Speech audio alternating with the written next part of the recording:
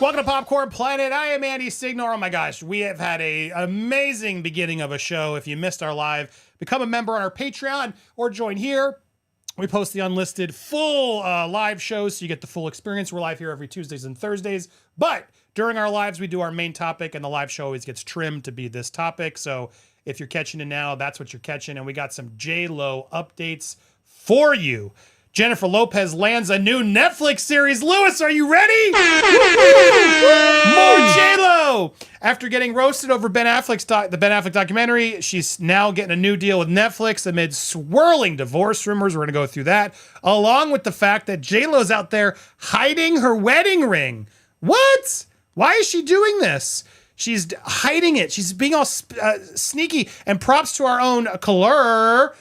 Here's the proof of it. Now, it does look like she's wearing a ring, but look at this. Look at what she's doing, because she knows exactly what she's doing. She's like hiding that ring hand in the pocket, and then it comes out for a minute to aim like at a fan very briefly. So it is there. But then look at that. Immediately as the camera comes out again, let me hide let me hide it again. I didn't mean to take my hand out. Let me keep it in my pocket as I pose. All right, now I can take it out. There's like a complete manipulation here to what she's doing. She's playing the press so smartly, because that's what she does. Everything that's happening in the press, I've no doubt her team's on top of, and she's checking with them to figure it out. But that one little slip proves she does seem to have the wedding ring still on. So while this report's saying she's hiding it, she is doing her best to hide it. She doesn't really want it to be seen, which is interesting. And all these shots, she's always like hiding it under something, around, or she's wearing these weird gloves, was what she did the day before. I think it's here. So she didn't see it there. She's doing everything she can to sort of keep the mystery about it going on, which makes me go to my first question of this panel. Is JLo, you think, enjoying this in a way to keep the press going? Because she's now trying to make herself more popular. Lewis, you've been covering JLo for a while. What do you think about this? Do you think there is some actual manipulation going on for her to keep her name trending? I think at this point, yes. And I think she may have hired some sort of PR team to course correct her reputation. There's a lot of evidence of that. This move is smart. It's a smart move. It gets the tabloids talking. It's us talking. And it's something she hasn't been doing in the past. In the past, she's been very clumsy, and paparazzis. And this right here, everyone, all eyes on the wedding ring, talking about Ben Affleck. They were talking about his wedding ring being missing during a paparazzi encounter the other day. And now she's hiding hers after taking selfies of her butt. And look, not sorry to interrupt, but Lewis, look, also seemingly smiling, taking a selfie with a fan. That's so unlike her, no? Look, is that a smile? Well, shameless plug on Nerd Report. I'm going to report that she is now signing autographs with fans as she came out of an Italian hotel, smiling, signing. And bro, she looks awkward. She looks like she's never done it before.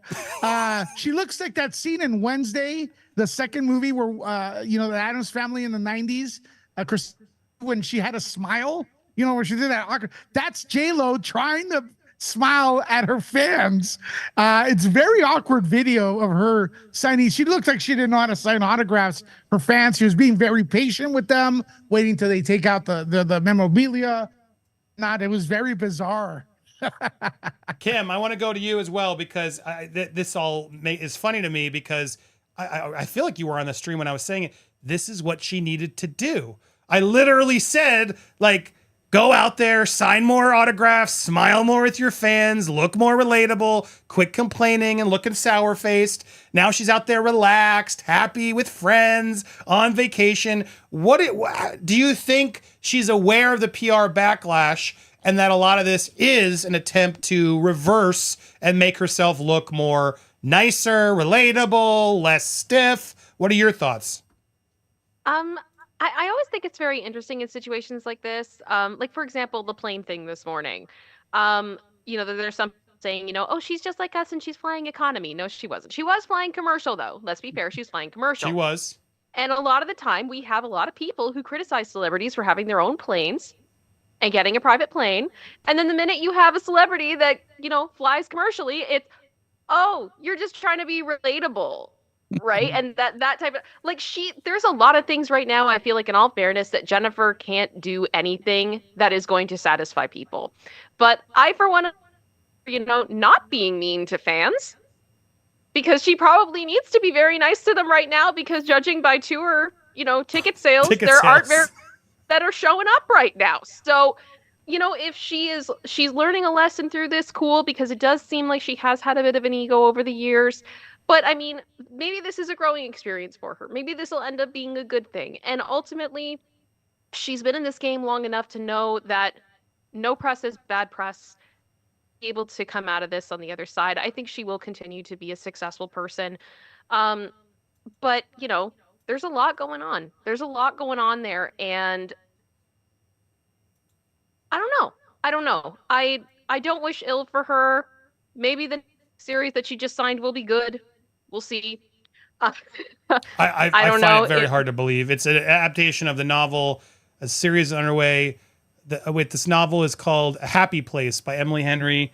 To adapt the novel with producers, streaming executives currently meeting with writers. So who knows if it even gets finished, but she's clearly excited that this got, closed, because it looks like she's not poison, right? And look, what a surprise, Kim. We're not bullying JLO. Who would have thought that we actually report nicely and fairly on her sometimes?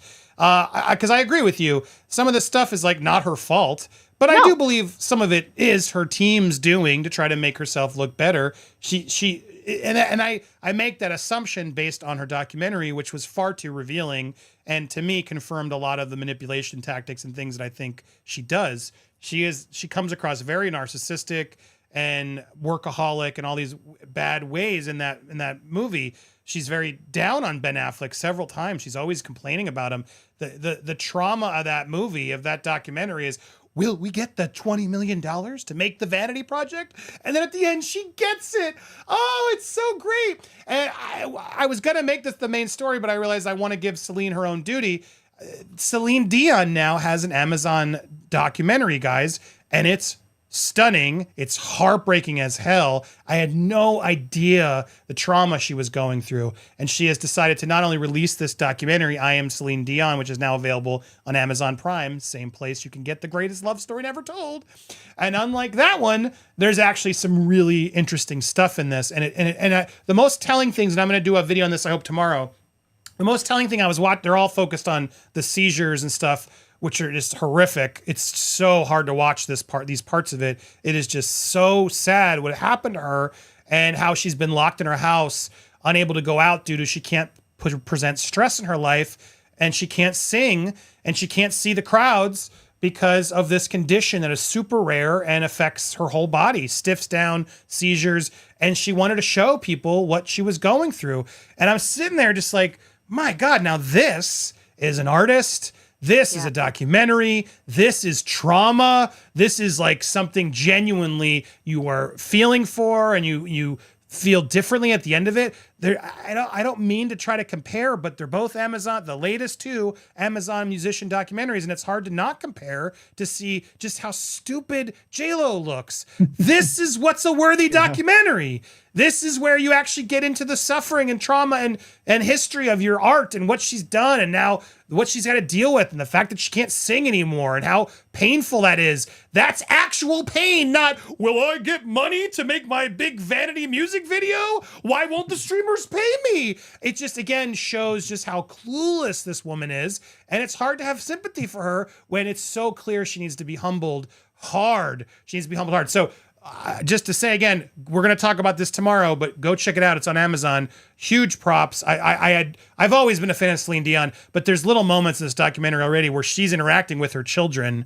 And it was as a parent, I was getting emotional even just there, seeing the genuine love, respect, and just amazing person that she really is, while having such a legit talent. My God, this voice is amazing. And there's a moment in it, she breaks down talking about how hard, as she was suffering with this, she's in studio and they're expecting the Celine Dion and she can't do it. And so like how heartbreaking that is. Talk about an actual greatest story never told. It's this one. So if you want to go support a true artist, go watch the new Celine Dion documentary. Don't watch whatever stupid Netflix bullshit she's going to sign up for next. And look, I don't want to bully and add on. We've done enough, but there's a reason the internet has turned on her. And I don't believe it's because they're bullies. JLO is waking up to the fact that she has not been a good celebrity. She has not been as good to her fans as she thinks. She has so many of her friends from Living Color and days when they knew her from where she started have come forward and exposed how much she's just ignored them on her rise up. And nobody likes that kind of celebrity. You got to be more relatable. You got to be humbled. I see her out there attempting to make these awkward smiles. She needs to do it for a while. And as I said, I need to see her in Spirit Airlines in Coach 10 more times before I start feeling sorry for her. That's what I think.